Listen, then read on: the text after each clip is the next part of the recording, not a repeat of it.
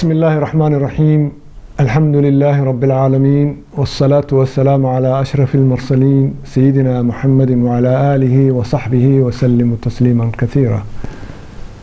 waxaan u dabaaldegaynaa 58 guuradii 16 Juun iyo 1 Luulyo, laba maalmood oo taariikh dahabi ah ugu qoran dadka Soomaaliyeed meel kasta joogaan. waa laba maalmood oo ku suntan xurriyadda Israaciil labadii dal ee Somaliland iyo Soomaaliya oo jamhuuriyaddii cusbayna loogu wanqalay jamhuuriyadda Soomaalida Somali Republic. Israaciil, Somaliland iyo Soomaaliya wuxuu hiigsi u ahaa xoreynta iyo mideynta shantii Soomaaliyeed si loo helo dal ama Soomaali weyn ka kooban. markii xornimada la helay, maamulka iyo shacabka Somaliland waxaa ku jiray dareen Soomaali jacayl ah oo aan xad lahayn.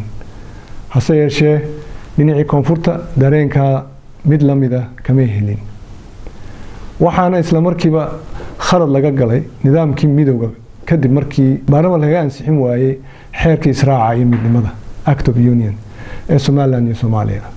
taana waxaa ka dhashay in xisbiyadii keenay xorriyadda iyo midnimada ee Somaliland ka hor yimaadaan aftidii loo qaaday dastuurkii 61. isla sanadka markiiba ciidamadu waxay isku dayeen inqilaab lagaga noqonayay midnimada. inkastoo dowladihii rayidka ahaa ee dalka ka talinayay 9 sano ee ugu horeeyay ay dadaal geliyeen dhismaha dowladnimada, 1969 waxaa taladii dalka inqilaab militari kula wareegay ciidamada xukunka qabsaday.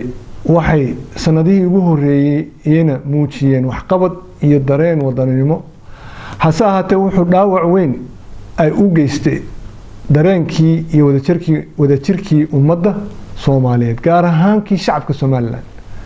burburka qarannimada Soomaaliyeed iyo dhaawicii taariikhiga ahaa ee loo geystay dareenka midnimo doonka ahaa ee shacabka Somaliland wuxuu keenay in 18 May 1991 Burco kaga dhawaaqaan inay dib uga noqdeen midowgii ay la galeen Soomaaliya 1960.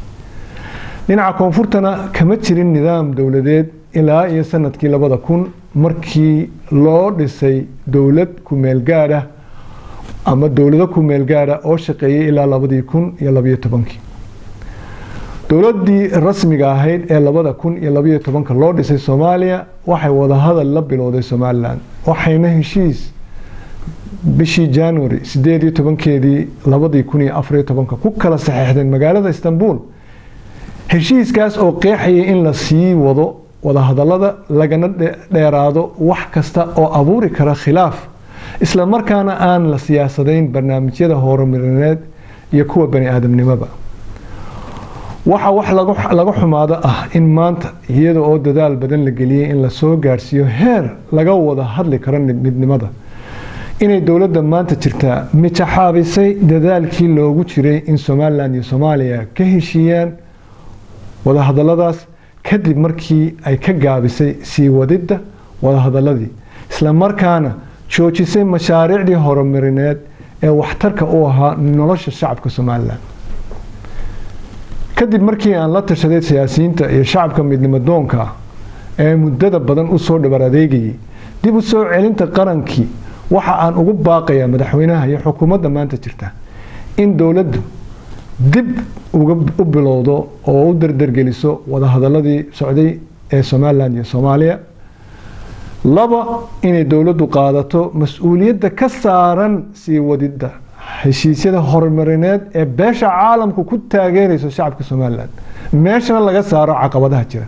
3 in xalinta colaadda ka taagan tukaraq dowladdu u marto wada hadal iyo hab nabadeed.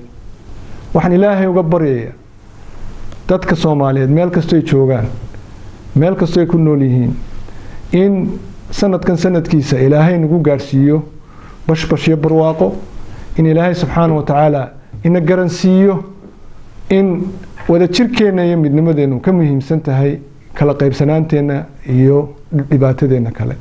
marka waxaan aad mar labaad iyo mar saddexaad ku celinayaa baaqaas in ay madaxweynuhu uu runtii qayb weyn ka qaato meel marintiisa.